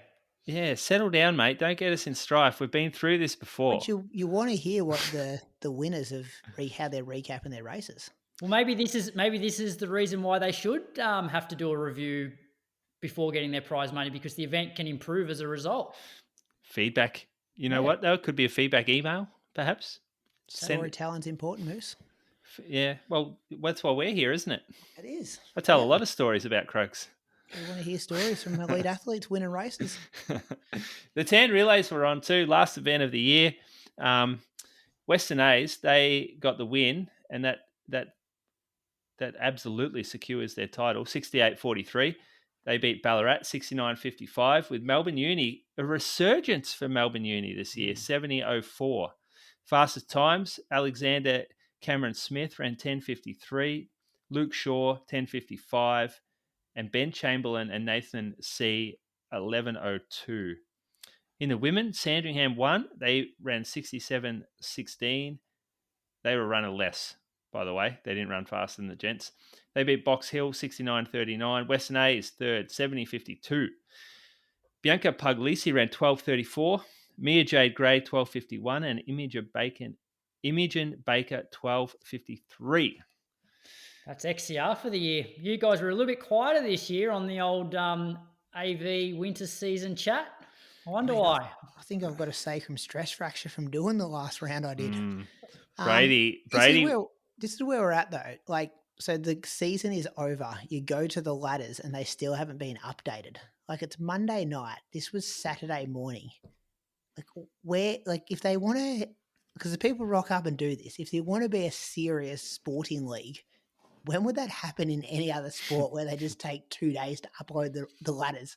Like, Western A boys have won the premiership. They can't even check their official results. People have to make their own spreadsheet and stuff. It's a joke. Yeah. It's like you could do this in 2.5 minutes. I could update these ladders. I'm assuming Geelong's still in the relegation zone. We were making T-shirts, taking them on the day, premiership T-shirts. We'd wear them we wouldn't wear them before, but we would wear them as soon as the race was over. We'd chuck our premiership T-shirt on, go cool down. They were the days. Still got yours, Brady? Yeah, I've got one of them. How many did I give you one? I got the white one with the blue writing, but I think there's another one. I think mine's in your shop, isn't it? It's on the roof, I reckon. On the roof, yeah. That's the grey one, isn't it? Yeah, that's right. Yeah. Yeah. Has there been a leadership spill at Geelong? Big off season for Geelong. Big off season. Had a bit of a committee meeting yesterday with a few of the boys. Hannah's is a big loyal Geelong man, and he said something's got to change. We got to start getting some leaders in. Like, got to start building the group back, putting some pressure on some people to run, that kind of thing. So big talk early. I said, Hannah's, this is your job, mate. You are the man for the job. You can bring us together. I'll run for you, Liam. I'll run Bandura unfit for you. I love that. To be able to run for the captain. Thanks to Axel Coffee for this week's running news. Check them out at axelcoffee.com.au. So there's the race results for the week. But also, guys, the biggest ballot in Australia is coming up, and no prize for guessing what event it's for. The 2026 TCS Sydney Marathon ballot opens on Wednesday, the 24th of September. And after this year's race, it's safe to say this is going to be big. For anyone who is keen on joining Australia's major, make sure to jump onto the TCS Sydney Marathon's Instagram and website to find out all the information and to register before the 17th of October. We worked closely with the team and are confident that whilst Kipchoge and Soufiane Hassan made a 2025 memorable marathon, they're cooking up an even bigger event for 2026. So get your ballot application in to make sure you have a chance to secure your spot in the Sydney Marathon. A lot of interest from overseas too, boys, especially Norway, US, UK. It's going to be harder and harder to get into this race. So I'd be getting your name in that ballot as quickly as you possibly can. It's not first come, first serve either, is it? Like, that doesn't help you? I don't think so. Just got to be in that window. So 24th of September to the 17th of October. They gave it a good plug on the coverage that I saw of Berlin last night. They did, didn't they? Yeah. Wayne Larden must have been over there because someone was saying, like, I spoke to the race director from Sydney. Yeah. I heard that, actually. Yeah. I heard that, yeah. And like, that would be Wayne Larden. That's exciting. Get your entries in. Start training on the hills. No whispers from me this week, boys. Oh, actually, no, I do actually have whispers. So the Melbourne Marathon app is functional, and you can start typing in people's names to see who's racing. So Sarah Klein listed in the women's marathon. Okay. Off the world champs. Like, that's not that long ago. Also Lisa Waitman off the back of Sydney. So I'm just saying these people are in the registration system. Not sure if they're going to actually race because they're both raced recently, but there has been a lot of talk about Melbourne Marathon, which would be, 2.5 weeks? 3 weeks yesterday? Yep. Yeah. Love that you're announcing Melbourne's athletes forum. And I'm just checking. Just through our Whispers portal. I'm just checking the app. I guess if you can access that app, then Melbourne are actually doing. I've been hard on Melbourne in the past that they haven't done a good job of announcing people, but they've been drip feeding it really well. Like Jack Rayner, Jen Gregson got announced today. Sinead's been announced. There was that other Nike athlete who I can't remember her name off the top of my head, but she's making her debut. Isabel Hume. Yeah, Isabel Hume, yep. She won that women's Nike Dark Race in Sydney, so that's exciting. So, yeah, keep an eye out on that. Were you hinting towards another whisper though, Moose? Was that the one? Nah, that was not the one. But I don't think we can say the other whisper. Which one's the other one? Was this the one we were talking about last week, Brady? What was that? That one. Yeah. I don't know what that was either. No, you knew that. Because remember off air one of the daily shows? An event maybe coming to Australia? Chriso asked me what was that nah. Boys, back off. I don't think you can even say that much. Back off. Well, maybe that's where you put the beep in, Brady. Yeah, no, it's the Tough Mudder World Champs. Keep an eye out for that. When Oh, does the High, ballot open? High Rocks. Have High we Rocks already is had that here, one? mate. High Rocks is here. They got Yeah. ballots too. Insane numbers. World Triathlon Champs are in Wollongong in a few weeks. Are Are they? they? Sweat versus Steam, November 16th as well, fellas. That's coming up. I was running with Zachar on the weekend. Ran Oh, past him. Didn't come to our event. Just go out for a run next to us. And I said, Zachar, get your fat ass over here and run with us for a little bit. And so he turned around. He's dressed head to toe in like thick running gear, trying to drop some kegs. Yeah. And he's like, I said, oh, I'll go up and do Brady's race. Are you going to come? Well, I was until he Yeah. told me that it wasn't your race. Well, I'm the only one doing work on it at the moment. Yeah. And Him and Mattress under PB have also put up a bit of capital through the business, which is good. Yeah. And then I'm like, oh, okay, well. You want to come up still? I was going to come up if it was your race. And then I know Zach is rich as hell. He doesn't need any more money. All the money's going to the hospital, mate. 100% going to the Echuca Regional Hospital. 100%. What about we put out a volunteer post the other Are day? you? Hold on. You just said that the entire race, all the profit is going to Yes, the correct. hospital. Yep. What Had to- about had to what? sign a disclosure. You bought a hospital, Brady. Hey? You buy the hospital. I don't own the hospital, boys. I think the state government owns the hospital. He called it the Moema Industrial Estate Hospital. No, it's not going into my pocket. We're just keeping the event alive. We put out a volunteer post the other day. Social media, 2,500 followers on Facebook. We'll snag a couple of volunteers. One person, Archie's dad. The only person. So currently I need about 50 volunteers. I've Mate. got one. You need to build some goodwill in that community before people put their hand up, mate. Well, do you know what happened in previous years? If you volunteered, you got paid. Oh, that's not a So, that is not volunteer definition. So it was clubs. Other clubs would volunteer to help out the event, and then the clubs would receive a payment. Yes, that's That normal. that happens in a lot of events. That's normal. Yeah. So at the moment, it's like a lot of clubs are knocking on my door going, yep, we're happy to volunteer again. We'll get the same amount of money. And I'm going, guys, we're just trying to keep this event alive. I ain't got no money yet. I'll tell you what, that's going to make it tough for you, because once the precedent has been set where people are getting paid to do something, and then you say, no, we're not paying you this year. Yeah. There's a difference between you won't get them if that's the thing though. That's why I've only got one volunteer so far. Let's make it clear. It's a donation to their community group. It's not them getting paid. Yeah, but Brady's taking that away from them now. I'm not taking away from it. I'm trying to keep the event alive and donate the profits to the Echuca Regional Hospital. The other fun run I sit on the committee with, we would have 70 volunteers and they all do it for free. No one gets paid. Why? What is it about that? I just think it's the culture of that event that you volunteer to help out the event, and the money goes to community living respite services, like an organisation that helps people with a disability in town. Yeah, people okay. Google, so we're trying to Google search of Zach and Newman and realise that this we're trying to put the same model into this new fun run, but it's had the history of being the money goes to the community groups, not the hospital. So this is the first year the money's going to the hospital instead of the other community groups. Gotcha. Yeah. Gotcha. So whereas some of the community groups that the money was going to previously, I would say, would be big community groups and bigger organisations that I think the money could potentially be better going to the hospital than say the local footy club where people are getting paid $1,000 a game. So then the event's dying because it's got no money. The event, the local sporting groups in town, they're the lifeblood of the community. However, I have become aware of several that have basically just stacked money on top of money on top of money and invested, and they're worth several $100,000. And each year, their club runs off financial donations, like sponsorships, I guess. Yeah. And the money continues to stack, so it doesn't get used.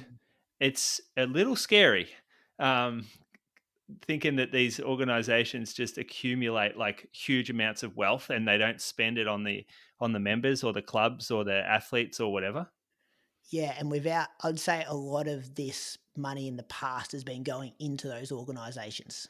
Mm. And it's really like the organisations. This race was pretty much going to die unless we took it on. So we were trying to look at another model to keep it sustainable, e.g., making the relationship with the hospital and trying to get some potential volunteers. Oh, So, okay. What date is it again? November 16th. Let me write it in my diary. November 16. Imagine having him Croaks. Where's it at? Yeah. Is it Chuka. at Chuka? You Is it race in Paris Moama? corner. Nah, Chuka. Oh. Just a Chuka. Imagine the big moose in his Aussie kit handing out drinks on course. The course, all the course was already approved too, so I couldn't make too many adjustments to the course, but it's still a way better course than the Roo Run. Oh, come on. You'll break 32 Now minutes. I'm not coming. No, now you had me and you lost me within 30 seconds. No wonder Brady's got no volunteers. Treats them like this. I was there. Do you know what I was about to say? I'll bring an Olympian. I'll bring Pashley. And now nothing. You've written the Roo Run off. An hour down the road. No, it's more a runnable course it's a faster course than the Roo Run. All right, let's keep digging. Saka's going to email you an invoice for this later. Yeah. Volunteer and ambassador. Moose on the loose. Oh yeah, well I got one here. You boys see the men's marathon start at the World Champs? Yep. There was a false start. One of the Kenyan blokes gone off like on the one instead of the go. They got all the way down to the bend and then they called him back to start it again. I thought that was insane. And I was watching, like, there was a guy, like the official starter, or he might have been like the lead start line official. He's like just saying, let him go, don't stop it. And then like it was a bit of a mess. There was a few like small little Japanese volunteers that got on, like trying to send them back. Like, you just let them go, please. But then the event was won by how many hundredths of a second? Like, I know it's a rare thing to happen, but the fact that race was so close. Imagine think that if it was that guy who false started too. No, but do you think that has an effect on the finish position? No, but could you imagine if they went back to the footage and the guy that won had actually started slightly earlier than everybody else? It would be an uproar. Good point. Second one is I've seen a lot of podcasts popping up, and I call them Instagram podcasts because they spend the majority of their time making like really attractive, good-looking Instagram reels and posting like little clickbait snippets, but there is absolutely zero content to what they talk about, and it's just look sexy shit content. It's just weird that like, and it's a formula. You can tell it's a formula. Like, you film yourself in a studio like with this, and you have like real expensive shit around you, and you do a 20-second little discussion where something ends up like not controversial, but like, I don't know what it is. It's clickbaity. Clickbaity stuff. Like extreme, yeah. And then if you listen to the podcast, you're like, what the fuck are these people talking about? Nothing. Like, there's zero content. It's not educational. It's not entertaining. It's just garbage. Yeah, and they usually present themselves as like experts, and you look into their like race results, and not that you have to be like. I think you still got to have some kind of experience if you're going to present yourself as an expert or qualifications or something. The ones that I love are the ones that set up like they're on a podcast. So they set up a video with a microphone, and then they clip it into a 10-second or 20-second reel. And then you dig deep and you're like, oh my God, they've just staged that this was a podcast conversation, but they just wanted the 20-second reel out of it. Yeah. And they post it on their own social. It's them doing it themselves. And they've bought the equipment and everything. And then they act as if someone's asked them a question, and then they've gone onto this dialogue, but they're really just sitting there by themselves. Yeah. That is some sad shit right there. It is, isn't it? Oh. I feel like at the moment though, podcasting is just something you need in your brand, individual brand kit.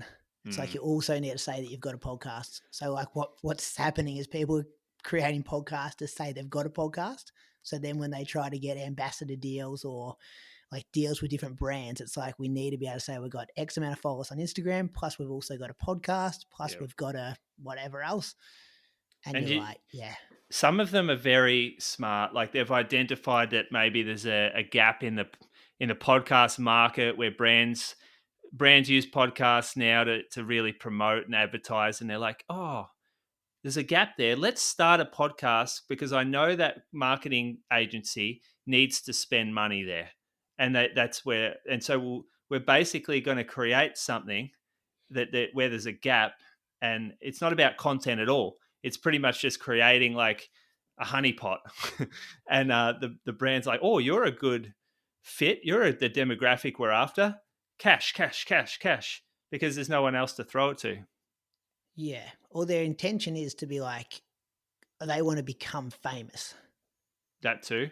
Yeah. So we want to create a podcast so it's for your own fame, to get your own. Yeah. I don't know. I just feel because we did it the opposite way around. It's like we just wanted to create content, and then we got some success coming our way with different brands and stuff. We just wanted to talk running. Our content was at the foundation. Yeah. That's always going to be, I'm always proud of our heritage as a running podcast and our humble beginnings and the intentions when we started it.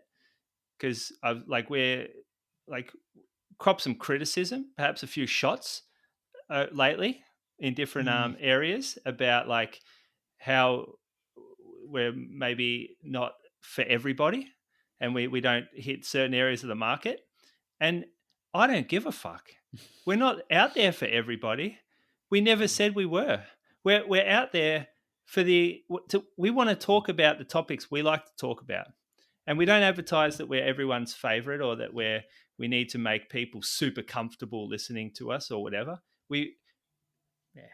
Our intention was to document a Sunday long run conversation that we have within our training groups and just put it out there because that's some entertaining stuff that we would enjoy listening to. And it's still that. Well, pretty much like all the stuff that we've spoken about tonight would be like, oh, world champs. Hey, how about Geordie Beamish's run? And what about this and that? Like that's the stuff that we would talk about on a long run. Mm. Yeah. The gender shot that we get fired always and like annoys me a bit too. Like I know we're three men doing a weekly podcast, but every opportunity we get, it's just like, I'd like to think our listeners know who Ali is, Jess Denson, Sinead, Izzy, Jess Hull, like, and I'd swear our content each week, we probably focus more on females running than we actually do. That's because they've been performing. They're way more successful as well. Like it's, maybe we just, try to keep getting as many female guest hosts and things like that on as possible. But when people come out and be like, oh yeah, three men doing a male podcast, you're like, oh yes, I get it, but dig a bit deeper. Well, remember the time we copped crap for doing that? You did this, Brady. That was an International Women's Day, and you thought, hey, what an awesome thing we could do is like rank our top Aussie distance female distance runners top 10 distance runners of all time. And you went to like guys like Len Johnson and got like a heap of people's opinions, and we did it. And then somebody's like, three guys talking about like, our best Aussie women on International Women's Day or something, like having a crack at us for trying to do something good. Like, snacked. Yeah. Wow. People love to find themselves the victim out there today. It's an epidemic in our society. They go victim hunting. They try to find something that may potentially offend them. And then they just they go to town just trying to discredit and destroy the life of the person that said it, even though, I hate it. The cancel culture. Yeah. Terrible stuff, the cancel culture. Someone's probably going to chop this audio up and cancel us from this moose. This last 5 minutes. I'll get my Monday nights back again. Let's bring it home, Croaks. Listener question. All right. This episode's listener question is proudly brought to you by Precision Fuel and Hydration. And this was a question or a topic that Nick Earl brought to the table last week, but we're running tight on time. So I've put it in this week. So in 2015, Ralph DeBell gave a speech at the Melbourne University Athletics Club's 125th anniversary dinner. He was literally in tears about the state of Aussie middle distance running.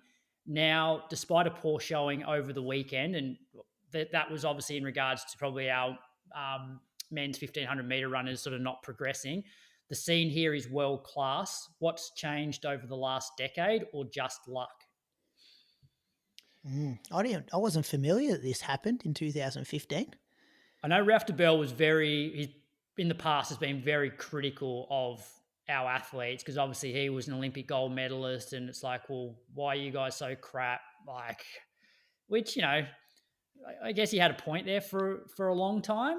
And, I guess Nick's wants us to discuss, like, why are we going so well now? What's changed? Well, we had the crop of exceptional talent come through. Now the question is was that talent coincidence that they were all very gifted runners?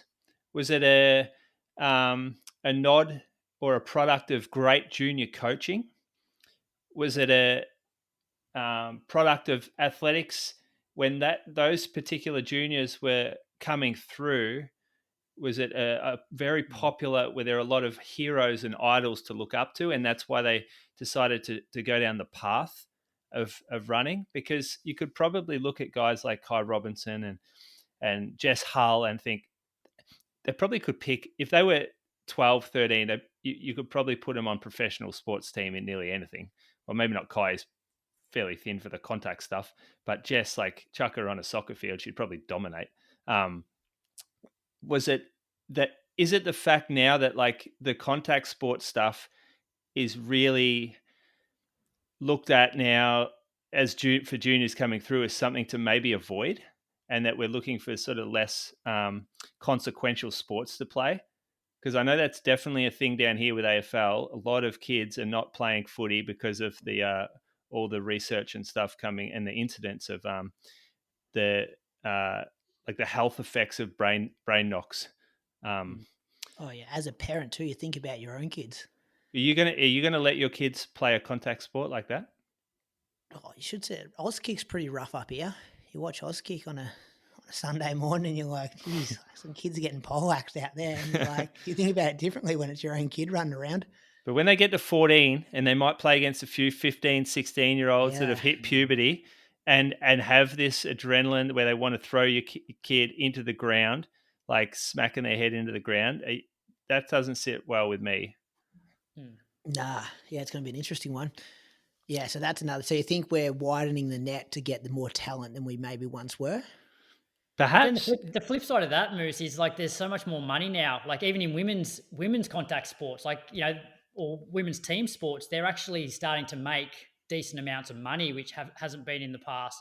Like I personally think if we look at like the Australian track and field team as a whole, there's definitely a generational thing, because if you look at, people like Jess Hull, she competed at World Juniors with the likes of Matt Denny, Curtis Marshall, and they're all like up there as the best in the world at the moment. So there's definitely a generational aspect to it. I think as well, the college system has probably opened up in terms of like looked at how we train. There's a lot more documentation about how the rest of the world are training, which we can then sort of adopt. But I'm hoping now that the fact that we have had some success and it's, getting eyeballs now on the TV, that then sort of snowballs, like that whole success creates success.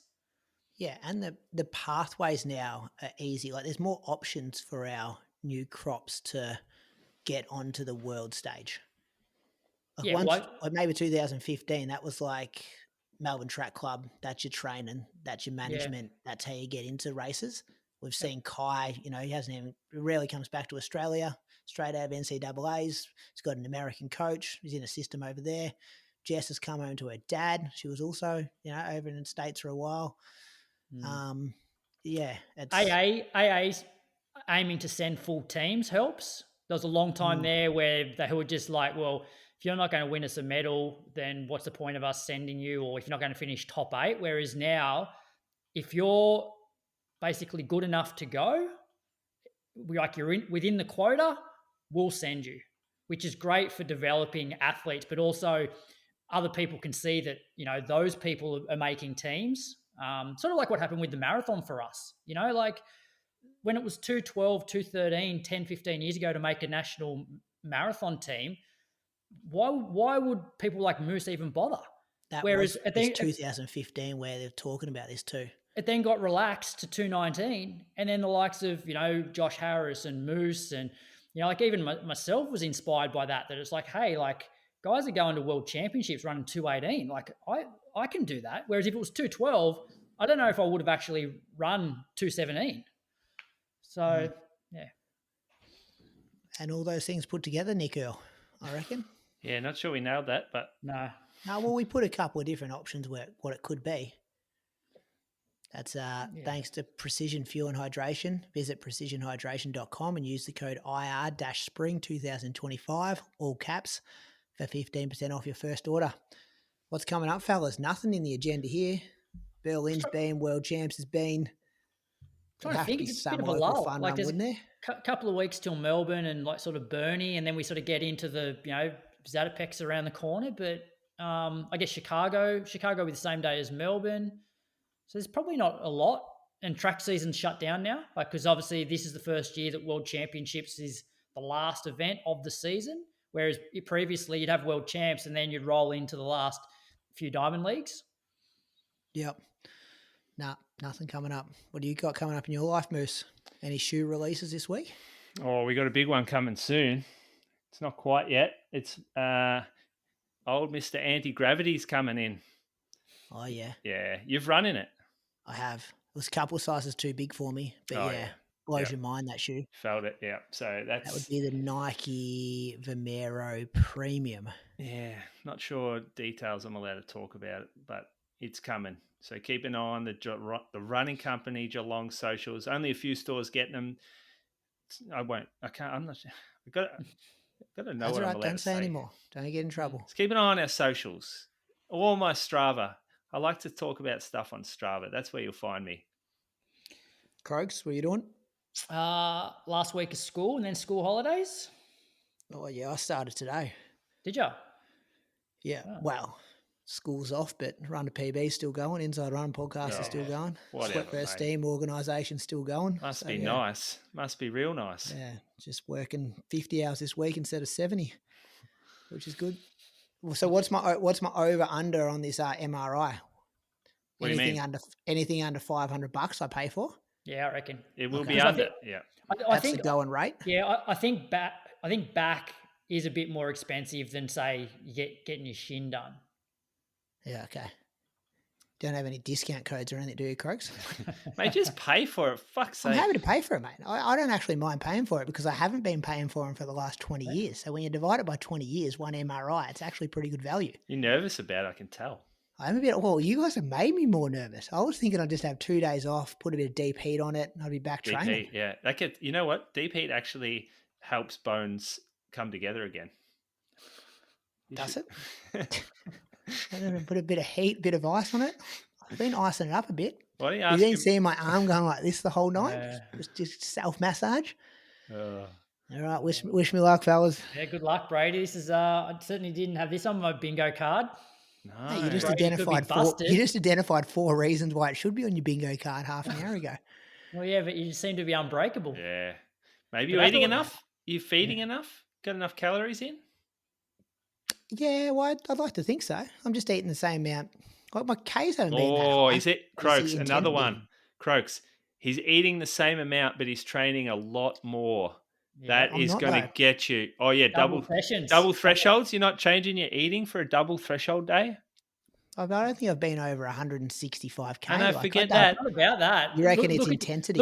Look at your energy needs at a particular time, and you're not eating around that. Potentially. I think I've done 3 double threshold workouts in the last. I haven't done that many of them. Yeah, but look at Toby. So how many? Yeah. Toby wasn't doing that double threshold stuff very long before he'd been on the sidelines for the last 3 years. Buddy, chasing the trends, mate. I warned Dan Nash. I said, "Don't you grill my boy." And I'll be back next week, hopefully, with some answers, some scan results. He'll come back with 180K week. Yeah, I'll be right. I might go out tomorrow morning and test it out. No way you get through 4 days off. No way. 4 days off without a test. Nah, I think I'll have tomorrow. We'll see. We'll see what happens. See you, listeners. Thanks for tuning in. See you, boys. See ya. Yeah, good luck, Brady. Thanks, mate. Want to make your next race day the best one yet? Well, dialing in your nutrition strategy is one of the most effective ways you can do that. Luckily, our show sponsor, Precision Fuel and Hydration, offers you the chance to do this in the most effective way possible. Book a free consultation with their team to fine-tune your fueling plans. Emphasis here on you, as they offer tailored advice based on your circumstances and the race you're taking on. They're there to help you achieve your goals all year long, and as mentioned, this service is free of charge and a great opportunity to ask them any questions you may have about fueling and hydrating for your race. No question is too daft for them. We've loved Precision for a long while, and this free service is another reason why. Use the link in the show notes and use code IR-Spring2025 for 15% off your first order and start smashing those goals today.